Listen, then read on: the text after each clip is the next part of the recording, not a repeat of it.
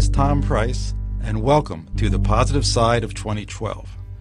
The year 2012 began a marvelous, magical time of change, and most of you are likely unfamiliar with what this means. Among other very important things, it's out with the bad guys and in with the good guys. That means we are getting America back, we're getting the world back, and Mother Earth is going to become the incredible, beautiful, amazing place she once was. ThePlanetDailyNews.com is the website, and our YouTube channel is The Positive Side of 2012. Both of these are dedicated to bringing you proof that things are changing, and that this is not just rhetoric or someone's crazy dream.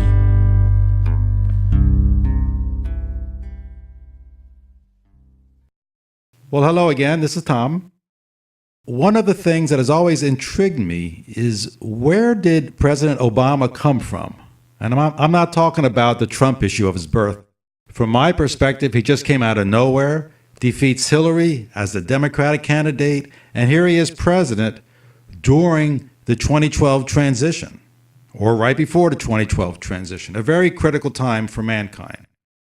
Now, in the prior video, and to change subjects completely, we talked about the different frequencies that we're going to live on, the third, fourth, and fifth dimensions. Those are different frequencies, and I also introduced the other frequencies that exist between those, the other 12 piano notes that were between the third and the fourth, and we call those the astral planes. And that during this transition, the cabal, i.e. all the sociopaths, will be moved to the lower levels of the astral planes, while we go ahead and go to the fifth dimension. And the point of all of that was to help you understand, among other things, that we live on different frequencies. That's really all there is to it. But notice that I never talked about time. Now, just as it's weird to think that we live on different frequencies, it's just as weird to think that time is a variable. Time is not what we think it is.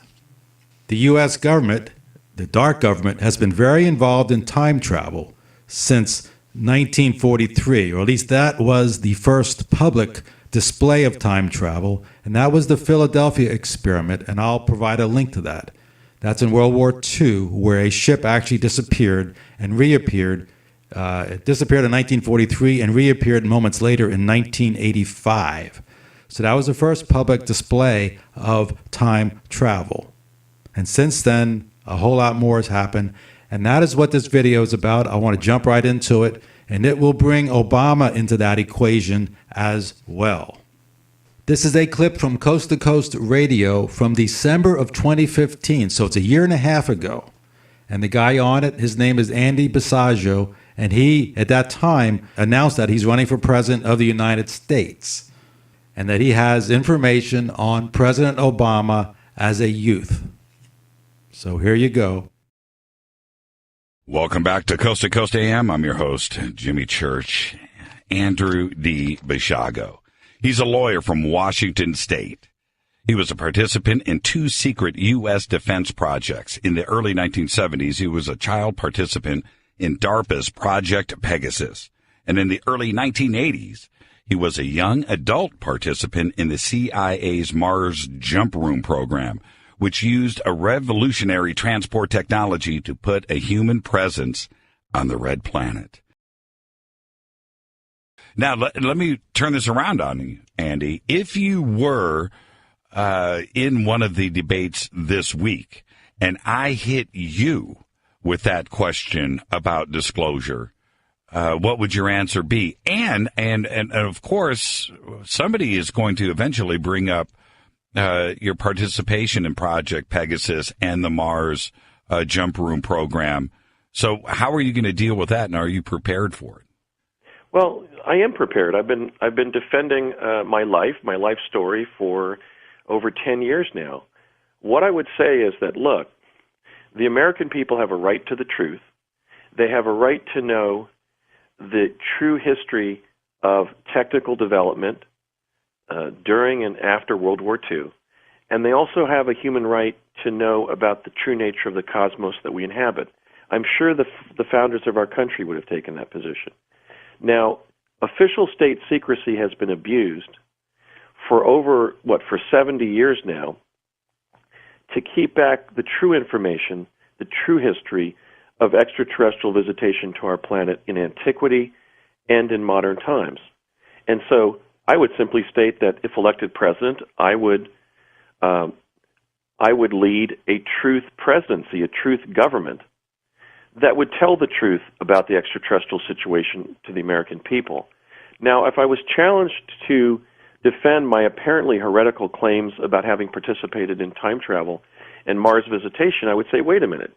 During that 70-year era, after the development of atomic weapons during World War II, the United States government has spent trillions of dollars under conditions of almost absolute secrecy involving the world's leading physicists and engineers in developing not only weapon systems but other devices for the defense of our country. And it would be silly to conclude that those very advanced activities have not by now included such advanced applications in quantum physics as the time travel devices that I allege were already developed by 1970 that I encountered as a child participant in Project Pegasus, and that I encountered later during my college years at UCLA when I was serving in the Mars Jumproom program. In other words, I would say, look, the issue isn't my credibility anymore. I've proved my life story. The issue is that we've kept these very potentially life-advantaging technologies secret for now going on almost 50 years. I mean, Jimmy, I first teleported as a 6-year-old in the winter of 1968 when my dad and I went up to the old Curtis Wright building in Woodridge, New Jersey, and we jumped through a Tesla device. We entered a vortal tunnel in time-space. We popped out in the Santa Fe State Capitol grounds because they were concealing the technology from spies that they knew had already penetrated the Los Alamos labs. And we drove up into a meeting with Dr. Harold Agnew, one of the principal Manhattan Project physicists. Now, Jimmy, I did that 48 years ago. I mean, so if a human generation is 20 years, these technologies we're now into a multi-generational cover-up of time travel. So I have no apologies to make. I served my country. I served my country ably and well and bravely under some very daunting circumstances, especially as a child. And I have dedicated my life to the truth and to public understanding of these capabilities because we're going to be needing things like Tesla teleportation to prevent living in a world of 24 and 48 lane freeways. So I'm not going to put the onus on myself. I've already served. We are arrested in our development as a civilization. That's not my fault. It's not my fault that secrecy was abused so that I didn't have the freedom that the Apollo astronauts had to have the government crowing about what they were doing for the government. In my case, it was the opposite. We were subjected to more fearsome activities that were kept secret. So I wasn't responsible for the secrecy. I'm not responsible for the going-on half-century cover-up of the technology.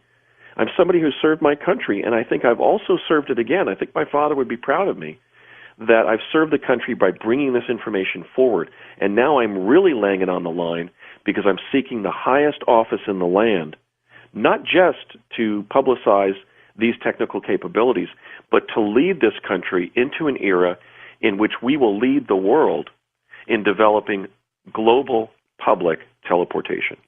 Let's jump back a little bit before we get to the break. I want to establish a couple of things historically, and I want to do that because after the break, I want to discuss your platform and the other candidates and why you think you should be the next president. So we'll get to that after the break.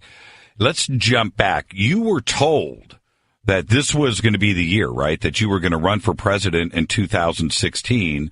When were you told that? And was there any disclosure back then that you would be doing it, on the biggest radio program on a Saturday night with Jimmy Church, and this was going to happen like this? Were you told that much information in advance? No, actually, I wasn't told that I was going to run the first time for president in 2016. What happened is that when I was serving in the Mars Jumproom program and being trained for the Jumproom program in summer of 1980, one of my fellow trainees, of the 10 others that there were, was a young student then attending Occidental College named Barry Soetoro, who we now know as President Barack Obama. And Barry's destiny as president came up in discussion, and then mine did. And so outside of class, my father and a number of the other parents, or usually the fathers, were auditing the class with us. I said, "Dad, do I really become president?" And he said, "Yeah." And I said, "When?" And he said, "I don't know. I just know that you do." So he didn't have the information that I would first run in 2016. I later asked Courtney Maurice Hunt of the CIA. Courtney was the first cousin of E. Howard Hunt, of JFK assassination and Watergate infamy. And I called he was my second Mars training officer beginning in summer of 81, the next summer. So I called him a number of times years after I first met him as my training officer, literally 20 years later, around the year 2000. Like my father, he was a career CIA officer. My father, after all, was a major in the 2nd Reserve of the U.S. Army, and most of his technical reporting as a Defense Department engineer for the Ralph M. Parsons Company was to the CIA and other alphabet agencies. So something had prompted, I guess, a stirring of my memory about having been informed that my destiny involved becoming president at some point in our history. And Courtney said, "Yes, I did hear that, but he said, I don't know how you get there." So the information that about things as sensitive as the identity of future presidents was very tightly compartmentalized in the intelligence community, but career officers like my father, like Courtney Hunt, who, after all, were team members of mine on Project Pegasus and on the Mars Jumproom program, did have an awareness of what Barry's destiny was, of what mine was, because in all likelihood it was in our files, it was in our the dossiers that they got on us from the intel community. Even though I was my dad's son, they still keep information about individuals who are in these defense projects. So essentially, they knew the destiny of Barry, Obama, and I at the time that we were being trained in 1980. Now, how they got that, I imagine that was briefed to them, but my father didn't have the time either that I first ran for president, which is now, 2016, nor did he have the year that I was either going to be elected to or succeed a president as vice president or another cabinet official in the presidency. But they both had the awareness that I was destined to be president. And let me underscore here, unlike the last 4 previous presidents of Bush, Clinton, Bush, Obama, I made a different decision, a moral decision, to bring this information to the awareness of the American people. That is, the way in which time travel produced forms of quantum access that have enabled the U.S. intelligence community and essentially the permanent secret government to identify individuals in our population with destinies as president and vice president, because I believe that the American people have a right to know that. And I made a decision, a conscious decision to do that, even if it cost me the election. So I want potential voters to know that I've done my duty as an attorney and as a candidate for president in striving to uphold the U.S. Constitution, because it was not within the contemplation of the framers that something called time travel would give some candidates for the highest offices in the land prior knowledge of the fact that they win, resulting from how time travel has been used to give the U.S. government prior information about the future. Well, one of the first questions that is going to come up from the press as you move forward is when you bring up Barack and Barry Soetoro, what is the evidence that Barry was or is Barack Obama? Well, we have the testimony of his kindergarten teacher in Indonesia, going all the way back to what that would have been for he and I. That was like 1966, 67 time frame, where she identified him as the boy who was being raised by Stanley Ann Dunham, who had married Lolo Soetoro. So we not only have we have the continuity on his migration during his lifetime through his identities, his Indonesian identity as Barry Soetoro, into Barack Obama. For example, he introduced himself to me during the summer of '80 Jumproom training phase up at College of the Siskiyous in Northern California as Barry Soetoro, but Occidental College is claiming that he was already using Barry Obama or Barack Obama as an undergraduate at Occidental. I don't know exactly what he was doing with both of those personas, but we do have different linkages between the names that establish that he is the same person. In fact, when I ran into him in Los Angeles about a year after I was not participating with him, as in particular, in the Mars Jumproom activities. Let's say we're talking summer of 1983, when he introduced himself to me as Barack Obama, I didn't recognize him as the Barry Soetoro that I knew in the Jumproom program, because he was older, thinner, taller, more proactive. He was using a different name, going to a different college. He had transferred to Columbia. And after I said, no, I don't think we know each other, after we were introduced, he turned around in a way in which our host could not see what he was doing and turned to me and said, we know each other, don't we? So right in that anecdote, we have the continuity between his identity as Barry Soetoro during the Jumproom activities and then his decision around fall of 1982 to change his name to Barack Obama.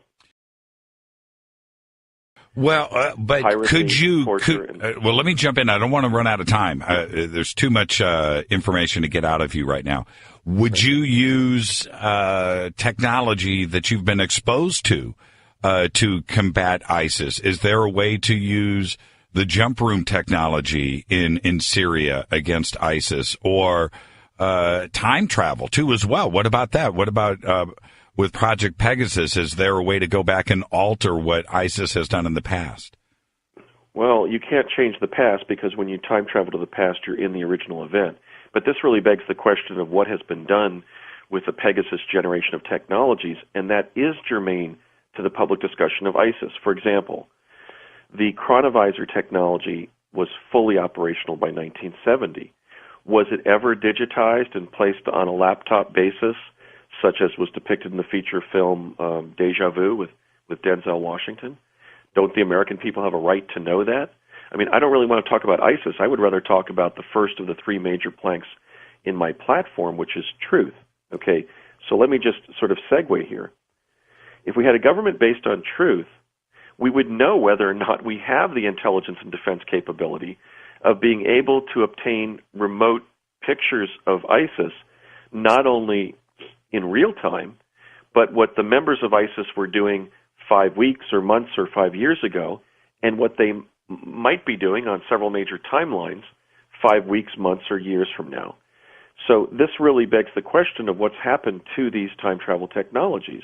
If they were just shelved in some warehouse in the Pentagon, a la that closing shot of Raiders of the Lost Ark, then we lost a great intelligence and defense capability by shelving the time travel technology. On the other hand, if you can click up non-local images on your laptop when you're working in some office building in rural Virginia for the NSA and pull up non-local images of what's going on in the Kremlin and what ISIS might be up to in 5 weeks or years, then we're really being played by the permanent secret government. They haven't really let us into the capabilities they're using, not only to monitor a group like ISIS, but to either create such a group or manage it towards desired ends. So until we have truth in government, we'll never know whether we know that that's possible to do it, but we'll never know whether it is being done. Well, I guess, but yeah, but and I've got to do this rapid fire here, Andrew. So okay. I apologize, but I think what Tom was saying, couldn't you get hurt being a whistleblower and exposing this part of the government while trying to run for president? I think that's where he was going. Sure, I was threatened by the administration of George W. Bush in June of 2003, and I've gone forward over the last decade, notwithstanding the threat that was made to me. They were telling me to shut it down. They stated that if I didn't stop investigating, writing about, and talking about the time travel technologies themselves, sort of as distinguished from everything else that I've gone on to talk about, right, that they quote unquote couldn't guarantee my survival. So the true telling of my truth campaign, which has now evolved into a U.S. presidential campaign, is that I courageously went forward despite the risk of being assassinated by my own government. Oh, thank you for the call, Jan. And I guess what she's saying, Andy, is when you time travel, you know things. And so how can people be protected from things that you find out in the past in the present tense? Well, it's a very significant civil rights issue regarding the situation we're actually in. The first question was, I think, best answered by saying that the most common route into these special access programs during the Cold War was through having a parent who was attached to the executive branch of government, the intelligence community, or the military. So, for example, in our cadre of 10 trainees, 11 trainees, including Bernard Mendez, in summer of 80, I and William Stillings were sons of Defense Department engineers, basically DARPA engineers with reporting requirements to CIA. Regina Dugan, who went on to become the director of DARPA, was one of our co-trainees. She was the daughter of a father and an uncle who were Defense Department entrepreneurs. They had founded a small high-tech defense company. Okay, this is Tom, that's it, and I'm sorry for just chopping it off there. We know that the Light Alliance in 2002 removed the bad guys, and in 2011 got rid of all the underground bases. So between the two of those, the time travel capabilities have been eliminated from the dark government. The dark government's basically shut down from a technology perspective. What I've been told from the Light Alliance is that regarding the secret space program, it's all been taken over by the Light Alliance. But nonetheless, there are hundreds of thousands, roughly that number of people are on the moon, living there on the dark side of the moon, and they will be given a chance to come back after we move to the fifth. There are also some civilizations on asteroids. We also know that, as a nice tidbit, that Dick Cheney was mining on Mars, and that this Mars project did indeed occur. So all of those have been either eliminated or taken over by the Light Alliance. So that whole secret space program, there's really nothing to reveal now as far as it being an active program. It's all been shut down by the Light Alliance. And in that regard, it really doesn't matter. There's no point in getting involved in all this controversy regarding this 2012 transition, because again, you just need to be in the heart. That's all there is to it. So this stuff is nice entertainment, but that's about it at this point.